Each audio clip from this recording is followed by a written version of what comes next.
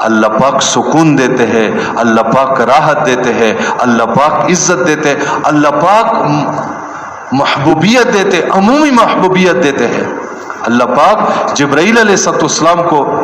القاء کرتے کہ میں اس فلاں بندے سے محبت کرتا ہوں، اللہ کی محبت کی وجہ سے جبرائیل علیہ السلام بھی محبت کرتے ہیں، اور جبرائیل علیہ السلام آسمانوں میں اعلان کرتے جس کی وجہ سے آسمانوں کے فرشتے اس انسان سے محبت کرنے لگتے ہیں، پھر زمین کے لوگوں میں اعلان ہو جاتے تو محبت عمومی سارے لوگ اس سے محبت کرنے شروع کر دیتے، محبوبیت اللہ رب العزت دیتے، دین کی برکت سے یہ سب کچھ ملتا ہے۔ بے دینی پہ بلکہ پورے قرآن کے واقعات کا نچوڑ خلاصہ کیا ہے کہ بے دین آدمی کو نمرود کی حکومت دے دو، فرعون کی سلطنت دے دو، قارون کے خزانے دے دو، قوم سبا کے باغات دے دو، قوم شعیب کی منڈیاں دے دو، قوم سمود کی صنعت و حرفت دے دو، قوم نوح کی اکثریت دے دو، قوم عاد کی طاقت دے دو، بے دین انسان پھر بھی ناکام ہے۔ اور دیندار انسان اگر اس کی گردن اسماعیل علیہ السلام کی طرح چھری کے نیچے آ جائے، ابراہیم علیہ السلام کی طرح کوئی آگ کے اندر اس کو ڈال دے، اور دیندار انسان یوسف علیہ السلام کی طرح کوئی کنویں میں پھینک دے،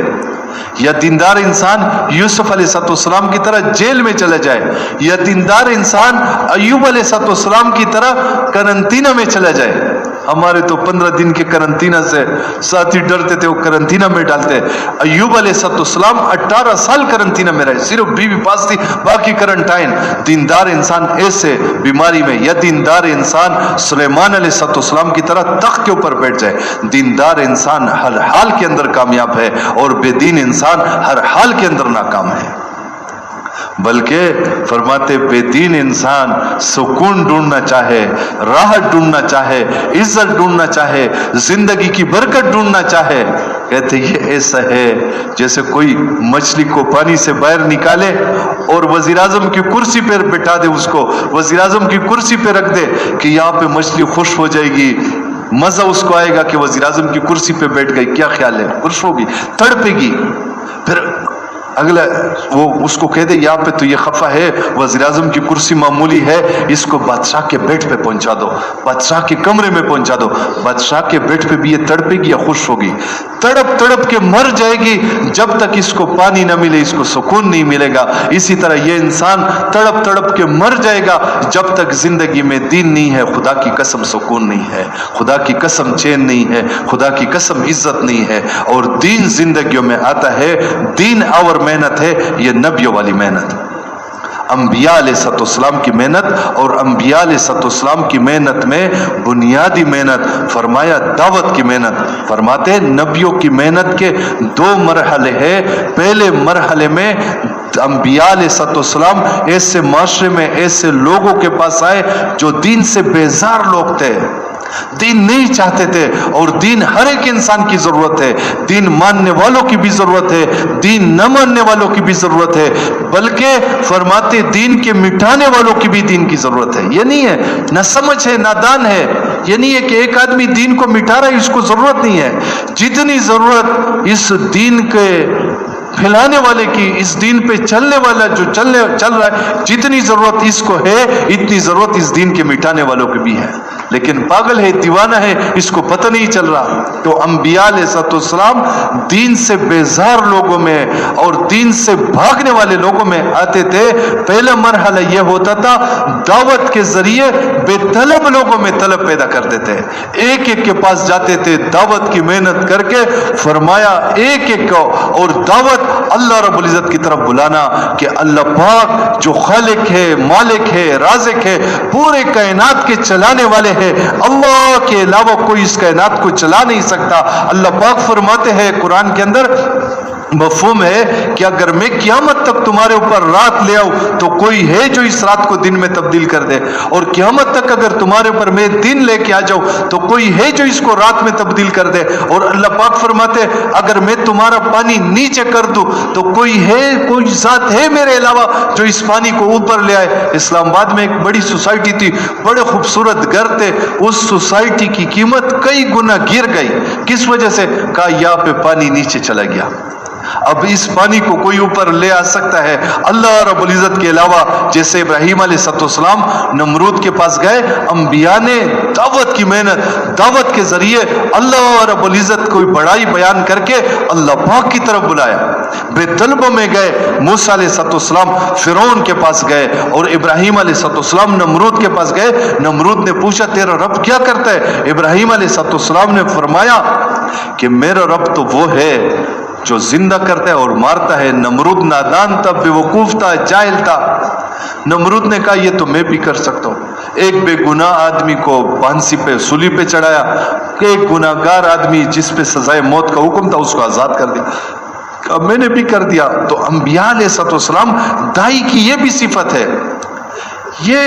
وہ کسی الجھتا نہیں ہے، الجھتا نہیں ہے، اپنے کام کے راستے نکالتا ہے، اپنا کام کرتا ہے۔ حاجی عبدالوہاب صاحب فرما رہے تھے رحمت اللہ علیہ کہ ایک مرتبہ مولانا یوسف صاحب رحمت اللہ علیہ ان کے ساتھ ہم تشکیل میں تھے، تو ایک ساتھی کے ساتھ میں بات کر رہا تھا، تھوڑی دیر لگا دی، کہا عبدالوہاب آگے بڑھو، کام باقی ہے۔ دائی الجھتا نہیں ہے، آگے بڑھتا ہے۔ ابراہیم علیہ السلام نے فوراً فرمایا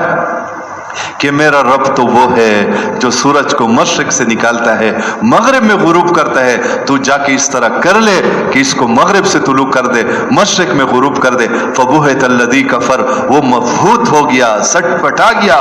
اس کو کچھ جواب دے ہی نہیں سکا۔ علماء فرماتے ہیں کہ ابراہیم علیہ السلام اللہ پاک کو اپنے خلیل کی بات کی اتنی لاج کہ اللہ پاک اس وقت تک قیامت کو قائم نہیں کریں گے جب تک اپنے خلیل کی بات کو پورا نہ کر لے کہ ایک مرتبہ آئے گا کہ اس سورج کو اللہ پاک مغرب سے نکالے گا، اور پھر جب 12 بجے کا ٹائم ہو دوبارہ ادھر غروب ہو جائے گا۔ اس بات کو ابراہیم علیہ السلام اپنے خلیل کی بات کو پورا کریں گے، لیکن یہاں پہ اس کے بعد پھر کسی کی توبہ قبول نہیں ہوگی۔ اس کائنات کے چلانے والے اللہ رب العزت ہے، اس کائنات کے بنانے والے بدی۔ فرمایا ایک ہے خالق، خالق تو علماء فرماتے کہ وہ جو کوئی نقشہ موجود ہو، کوئی میٹیریل موجود ہو، وہ چیز بنائے۔ بدی کوئی چیز وجود ہی نہیں ہے، اس کا نقشہ نہیں ہے، ڈیزائن نہیں ہے، میٹیریل نہیں ہے۔ بغیر نقشے کے، بغیر ڈیزائن کے، بغیر میٹیریل کے اللہ پاک عدم سے وجود دے دے۔ اللہ پاک ایسے وجود دینے والے اور ایسے کنٹرول کرنے والے۔ سورج کتنے